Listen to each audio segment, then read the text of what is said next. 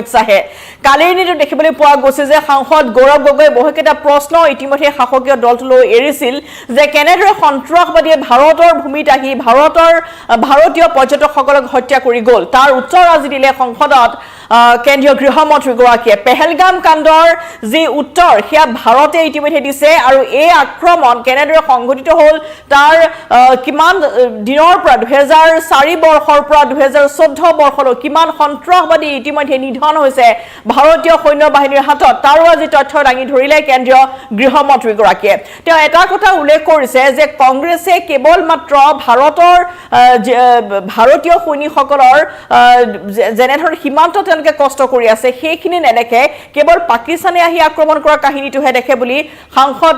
গৌৰৱ গগৈক আজি কটাক্ষ কৰিছে লগতে পেহেলগাম আক্ৰমণকাৰীক উচিত শাস্তি দিয়াৰ কথা আজি ঘোষণা কৰিছে কেন্দ্ৰীয় গৃহমন্ত্ৰী গৰাকীয়ে তেওঁ উল্লেখ কৰিছে যে যেনেধৰণে 4টাকৈ সন্ত্ৰাসবাদী চিনাক্ত কৰা হৈছে তিনি সন্ত্ৰাসবাদী ইতিমধ্যে নিধন হৈছে তেওঁলোকৰ কথা ইতিমধ্যে ব্যক্ত কৰিছে আৰু পেহেলগামৰ আক্ৰমণকাৰী যেনেধৰণে যিমান সময়ছোৱাতে দুপৰীয়া 1 বজাত এই ঘটনা সংঘটিত হৈছে আৰু 5 বজাত তেওঁ নিজে গৈ শ্ৰীনগৰত উপস্থিত হোৱাৰ কথা উল্লেখ কৰিছে আজি কেন্দ্ৰীয় গৃহমন্ত্ৰী গৰাকীয়ে আৰু তেওঁ কংগ্ৰেছক বাৰে বাৰে কৈছে যে কংগ্ৰেছে পাকিস্তানক ক্লিন চিট দিয়াৰ চেষ্টা কৰিছে আৰু পি চিদাম্বৰমৰ মন্তব্যই পাকিস্তানক সুৰক্ষাহে প্ৰদান কৰাৰ বুলি আজি তেওঁ কঠোৰ ভাষাৰে নিন্দা কৰিছে আৰু লগতে গৌৰৱ গগৈ কালি যি ভাষণ দিছিল সেই গৌৰৱ গগৈৰ ভাষণকো কঠোৰ ভাষাৰে প্ৰত্যুত্তৰ দিছে আজি অমিত শ্বাহে তেওঁ উল্লেখ কৰিছে যে অপাৰেচন সিন্দুৰত 9টা টাৰ্গেটত যেহেতু পাকিস্তান আশীষ পুষ্ট সেই সন্ত্ৰাসবাদীৰ আক্ৰমণতে ভাৰতৰ এই সকল পৰ্যটকে ভাৰতীয় প্ৰাণ হেৰুৱাবলগীয়া হৈছিল গতিকে পাকিস্তানৰ 100 কিলোমিটাৰ ভিতৰলৈ গৈ সেই সন্ত্ৰাসবাদী নিধন কৰা হৈছে বুলি তেওঁ উল্লেখ কৰিছে আৰু অপাৰেচন সিন্দুৰে প্ৰমাণ কৰিলে যে পাকিস্তান সন্ত্ৰাসবাদৰ পৃষ্ঠপোষক অৰ্থাৎ পাকিস্তানে এই সন্ত্ৰাসবাদীক প্ৰশ্ৰয় দিয়াৰ বাবে তাৰ পৰা আহি ভাৰতৰ ভূমিত প্ৰৱেশ কৰি পাকিস্তানে এনেধৰে আক্ৰমণৰ ঘটনা সংঘটিত কৰিলে আৰু পেহেলগাম আক্ৰমণৰ সৈতে পাকিস্তানৰ সংযোগৰো আজি প্ৰমাণ দিলে কেন্দ্ৰীয় গৃহমন্ত্ৰী গৰাকীয়ে পি চিদাম্বৰম গৃহমন্ত্ৰী হৈ থাকোতে পাক সন্ত্ৰাসবাদী পলাইছিল আৰু সেই পলাই যোৱা সন্ত্ৰাসবাদীবোৰ যিবোৰ পি চিদাম্বৰম যেতিয়া কেন্দ্ৰীয় গৃহমন্ত্ৰী হৈ আছিল তেওঁৰ সময়ছোৱাত যিবোৰ সন্ত্ৰাসবাদীয়ে পাকিস্তানৰ পৰা আহি ভাৰতত কুটাঘাত কৰি আকৌ পাকিস্তানলৈ গৈ তেওঁলোকে লুকাই আছিল সেই সন্ত্ৰাসবাদীবোৰক বিচাৰি নিধন কৰা হৈছে আৰু অপাৰেচন সিন্দুৰত নিধন হৈছে এই সন্ত্ৰাসবাদী আৰু ইতিমধ্যে তেওঁ উল্লেখ কৰিছে যে মাত্ৰ 22 মিনিটৰ অপাৰেচন সিন্দুৰত ইতিমধ্যে পাকিস্তান বিধ্বস্ত হৈ গৈছে 9টাকৈ স্থানত 9টা টাৰ্গেটত অপাৰেচন সিন্দুৰত আক্ৰমণ কৰা হৈছিল ভাৰতীয় সেনা বাহিনীৰ ভাৰতীয় বায়ু সেনা বাহিনীৰ শৌৰ্য বীৰ্যক ইতিমধ্যে প্ৰশংসাৰে উপচাই পেলাইছিল বিশ্ববাসীয়ে যে কেনেদৰে পেহেলগাম কাণ্ডৰ প্ৰতিশোধ ভাৰতে ললে তেওঁ আজি তাৰ তথ্য দাঙি ধৰিলে লগতে নেহেৰুৰ কথা জৱাহৰলাল নেহেৰুৰ কথা তেওঁ উল্লেখ কৰিছে যে পিঅ'কে সৃষ্টিৰ বাবে জৱাহৰলাল নেহেৰুৰ কথা তেওঁ আজি উল্লেখ কৰিছে যে পিঅ'কে সৃষ্টি হোৱাৰ বাবে দায়ী জৱাহৰলাল নেহেৰু পিঅ'কেৰ বাবে যেটো ভাৰত পাকিস্তানৰ মাজত দীৰ্ঘদিন ধৰি এই সীমা বিবাদক লৈ সংঘাত হৈ আহিছিল সংঘৰ্ষ হৈ আহিছিল সেই সন্দৰ্ভত তেওঁ আজি উত্তৰ দিবলৈ উল্লেখ কৰিছে যে পিঅ'কে সৃষ্টিৰ বাবে দায়ী জৱাহৰলাল নেহেৰুৰ একপক্ষীয় যি যুদ্ধবিৰতি সেই একপক্ষীয় যুদ্ধবিৰতি নীতিৰ বাবে পিঅ'কে সৃষ্টি হ'ল আৰু 1948 চনত ভাৰতীয় নিৰ্ণায়ক অগ্ৰগতি লাভ কৰিছিল অৰ্থাৎ ভাৰতৰ সেই সময়ছোৱাত তেওঁলোকে নিৰ্ণায়ক এটা গতিত আছিল কিন্তু চৰ্দাৰ বল্লভভাই পেটেল সেই সময়ছোৱাত আক্ৰমণৰ বাবে বা পাকিস্তানক এটা শিক্ষা দিয়াৰ বাবে সাজু হৈ আছিল কিন্তু জৱাহৰলাল নেহেৰু একপক্ষীয়ভাৱে যেহেতু যুদ্ধবিৰতি ঘোষণা কৰিলে গতিকে তাত ভাৰতে পিছ হুহুকি আহিবলৈ বাধ্য হ'ল আৰু পাকিস্তানক সুৰক্ষা দিবলৈ চেষ্টা কৰা বিৰোধীক আজি তুলা ধুনা দিলে যে কেন্দ্ৰীয় গৃহমন্ত্ৰী গৰাকী আমি তেওঁৰ ভাষ্য আগবঢ়াই ল'ব বিচাৰিছো যে কেনেধৰণে আচলতে পিঅ'কে সৃষ্টি হ'ল তাৰ বাবে কেনেদৰে জগৰীয়া হ'ল জৱাহৰলাল নেহেৰু কি আজি সংসদত মন্তব্য দিলে কেন্দ্ৰীয় গৃহমন্ত্ৰী গৰাকীয়ে তাৰ কিছু অংশ তেওঁৰ বক্তব্যৰ কিছু অংশ আমি এই মুহূৰ্তত আগবঢ়াই লৈছো 1948 में मान्यवर कश्मीर में हमारी सेनाएं निर्णायक बढ़त पर थी सरदार पटेल ना बोलते रहे जवाहरलाल नेहरू जी ने एक तरफा युद्ध विराम कर दिया और मान्यवर मैं बड़ी जिम्मेदारी के साथ कहता हूं मैं इतिहास का विद्यार्थी हूं पाक ऑक्युपाई कश्मीर का अगर अस्तित्व है तो जवाहरलाल नेहरू जी की ये युद्ध विराम के कारण है इसका जिम्मेदार जवाहरलाल नेहरू है मान्यवर 1960 में सरदार पटेल ने विरोध किया था, गाड़ी लेकर आकाशवाणी तक गए थे, घोषणा न करते दरवाजे बंद कर दिए थे। मान्यवर 1960 में सिंधु जल पर भौगोलिक व रणनीतिक रूप से हम बड़े मजबूत थे और उन्होंने सिंधु समझौता क्या किया, 80% भारत का पानी पाकिस्तान को दे दिया। मान्यवर 62 के लड़ाई की बात मैं बाद में करता हूं। 65 की लड़ाई में हाजीपीर जैसे स्ट्रेटेजिक जगह पर हमने कब्जा किया था, 66 में उसको लौटा दिया गया। मैं 71 के युद्ध की भी बात करना चाहता हूं। मान्यवर 71 में कल राजनाथ जी ने भी बताया, पूरे देश ने इंदिरा जी का समर्थन किया था। उन्होंने पाकिस्तान के 2 टुकड़े कर दिए। बहुत बड़ी विजय थी भारत की और सदियों तक भारत इस विजय पर गर्व करेगा। हम सब भी करते हैं, हमें कोई आपत्ति नहीं। मगर हुआ क्या मान्यवर, युद्ध की विजय 1948 में मान्यवर कश्मीर में हमारी सेनाएं निर्णायक बढ़त पर थी। सरदार पटेल ना बोलते रहे, जवाहरलाल नेहरू जी ने एक तरफा युद्ध विराम कर दिया। और मान्यवर मैं बड़ी जिम्मेदारी के साथ कहता हूं, मैं इतिहास का विद्यार्थी हूं, पाक ऑक्यूपाई कश्मीर का अगर अस्तित्व है तो जवाहरलाल नेहरू जी की ये युद्ध विराम के कारण है। इसका जिम्मेदार जवाहरलाल नेहरू है। मान्यवर 1960 में सरदार पटेल ने विरोध किया था, गाड़ी लेकर आकाशवाणी तक गए थे, घोषणा न करते दरवाजे बंद कर दिए थे। मान्यवर 1960 में सिंधु जल पर भौगोलिक व रणनीतिक रूप से हम बड़े मजबूत थे और उन्होंने सिंधु समझौता क्या किया, 80% भारत का पानी पाकिस्तान को दे दिया। मान्यवर 62 के लड़ाई की बात मैं बाद में करता हूं। 65 की लड़ाई में हाजीपीर जैसे स्ट्रेटेजिक जगह पर हमने कब्जा किया था, 66 में उसको लौटा दिया गया। मैं 71 के युद्ध की भी बात करना चाहता हूं। मान्यवर 71 में कल राजनाथ जी ने भी बताया, पूरे देश ने इंदिरा जी का समर्थन किया था। उन्होंने पाकिस्तान के 2 टुकड़े कर दिए। बहुत बड़ी विजय थी भारत की और सदियों तक भारत इस विजय पर गर्व करेगा। हम सब भी करते हैं, हमें कोई आपत्ति नहीं। मगर हुआ क्या আৰু সেয়া আছিল কেন্দ্ৰীয় গৃহমন্ত্ৰীগৰাকীৰ উদ্ধত ভাষণ। তেওঁ উল্লেখ কৰিছে যে কেনেদৰে সিন্ধু জলচুক্তি কৰা হৈছিল আৰু 80% পানী পাকিস্তানক এৰি দিয়া হৈছিল। বাৰে বাৰে চৰ্দাৰ বল্লভভাই পেটেলে কৈছিল যে আমি যুদ্ধৰ বাবে সাজু আছো, কিন্তু পিঅ'কেৰ যি সৃষ্টি হ'ল কেৱল একমাত্ৰ জৱাহৰলাল নেহৰুৰ একপক্ষীয় যি সিদ্ধান্ত বা একপক্ষীয় যি যুদ্ধবিৰতি সিদ্ধান্ত, তাৰ বাবে পিঅ'কে সৃষ্টি হ'ল বুলি তেওঁ উল্লেখ কৰিছে। আৰু কাশ্মীৰক লৈ এনেদৰে পাক অধিকৃত যি কাশ্মীৰ, সেই কাশ্মীৰক লৈ এনেধৰণৰ এটা অৱস্থাৰ বা সংঘাত দীৰ্ঘদিন ধৰি সেই সংঘাত, সেই অশান্তময় পৰিৱেশ কেৱল জৱাহৰলাল নেহৰুৰ মাত্ৰ এটা সিদ্ধান্তৰ বাবে হোৱা বুলি আজি সদৰি কৰিছে কেন্দ্ৰীয় গৃহমন্ত্ৰীগৰাকীয়ে। 62 চনত অসমক আকাশবাণী যোগে নেহৰুৱে বাই বাই দিছিল, যি সময়ছোৱাত সকলো প্ৰকাৰে আমি সাজু আছিলোঁ, ভৌগোলিক স্থিতি আমাৰ শক্তিশালী আছিল। সেই সময়ছোৱাতে আকাশবাণী যোগে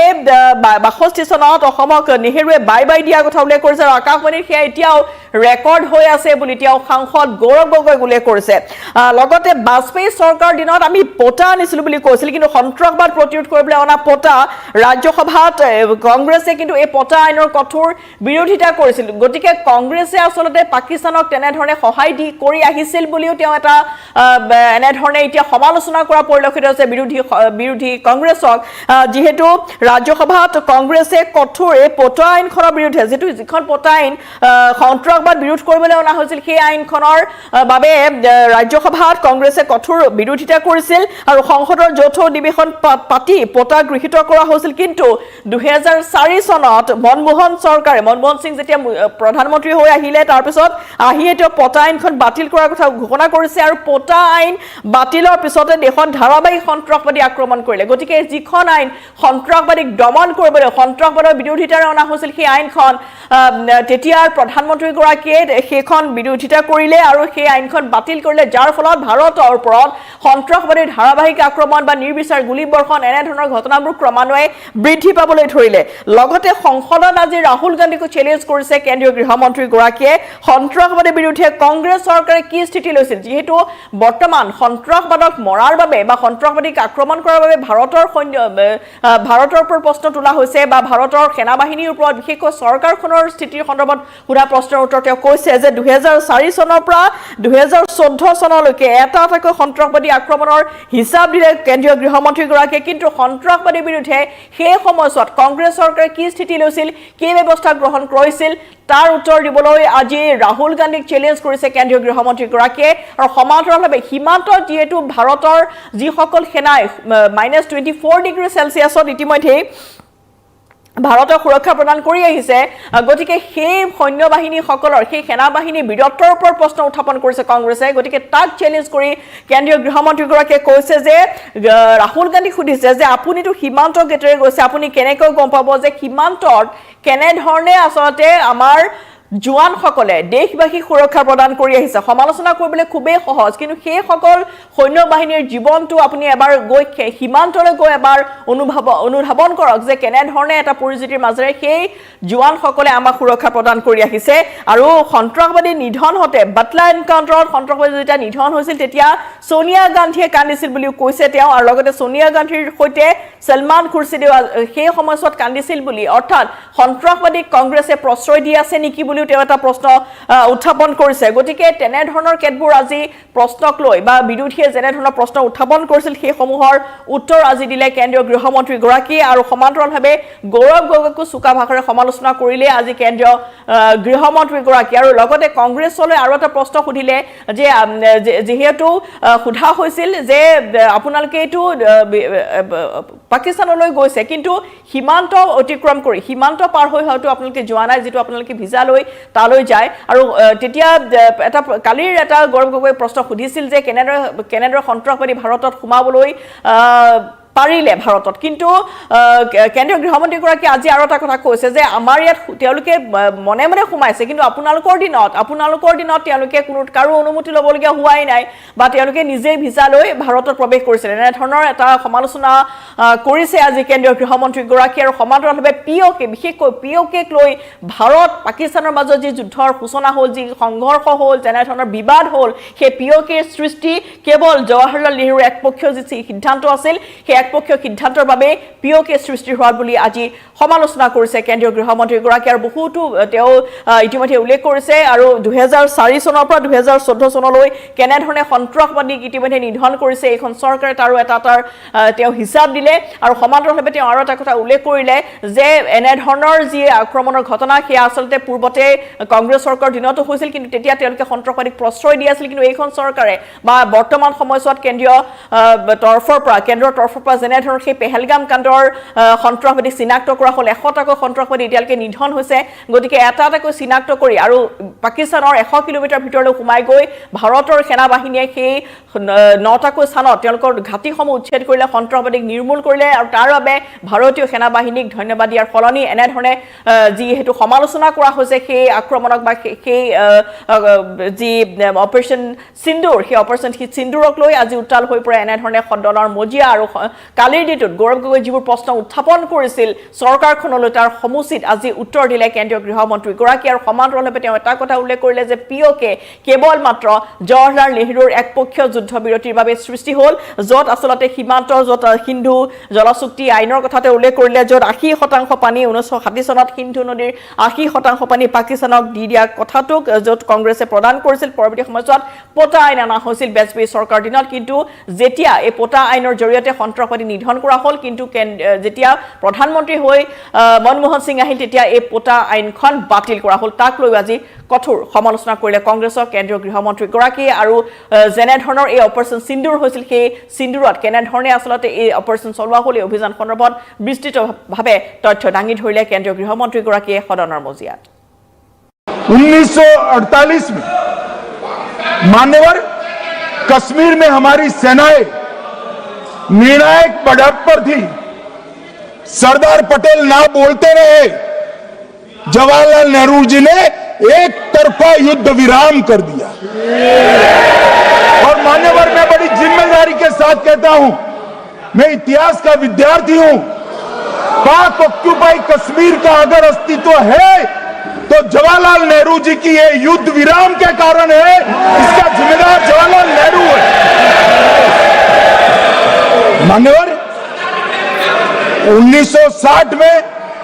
सरदार पटेल ने विरोध किया था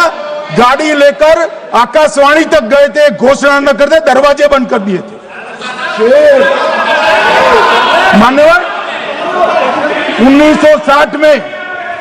सिंधु जल पर भौगोलिक व रणनीतिक रूप से हम बड़े मजबूत थे और उन्होंने सिंधु समझौता क्या किया 80% भारत का पानी पाकिस्तान को दे दिया मान्यवर 62 के लड़ाई की बात मैं बाद में करता हूं 65 की लड़ाई में हाजीपीर जैसे स्ट्रेटेजिक जगह पर हमने कब्जा किया था 66 में उसको लौटा दिया गया मैं 71 के युद्ध की भी बात करना चाहता हूं मान्यवर 71 में कल राजनाथ जी ने भी बताया पूरे देश ने इंदिरा जी का समर्थन किया उन्होंने पाकिस्तान के 2 टुकड़े कर दिए बहुत बड़ी विजय थी भारत की और सदियों तक भारत इस विजय पर गर्व करेगा हम सब भी करते हैं हमें कोई आपत्ति नहीं मगर हुआ क्या मान्यवर युद्ध की विजय 1948 में मान्यवर कश्मीर में हमारी सेनाएं निर्णायक बढ़त पर थी सरदार पटेल ना बोलते रहे जवाहरलाल नेहरू जी ने एक तरफा युद्ध विराम कर दिया और मान्यवर मैं बड़ी जिम्मेदारी के साथ कहता हूं मैं इतिहास का विद्यार्थी हूं पाक ऑक्यूपाई कश्मीर का अगर अस्तित्व है तो जवाहरलाल नेहरू जी की ये युद्ध विराम के कारण है इसका जिम्मेदार जवाहरलाल नेहरू है मान्यवर 1960 में सरदार पटेल ने विरोध किया था गाड़ी लेकर आकाशवाणी तक गए थे घोषणा न करते दरवाजे बंद कर दिए थे मान्यवर 1960 में सिंधु जल पर भौगोलिक व रणनीतिक रूप से हम बड़े मजबूत थे और उन्होंने सिंधु समझौता क्या किया 80% भारत का पानी पाकिस्तान को दे दिया मान्यवर 62 के लड़ाई की बात मैं बाद में करता हूं 65 की लड़ाई में हाजीपीर जैसे स्ट्रेटेजिक जगह पर हमने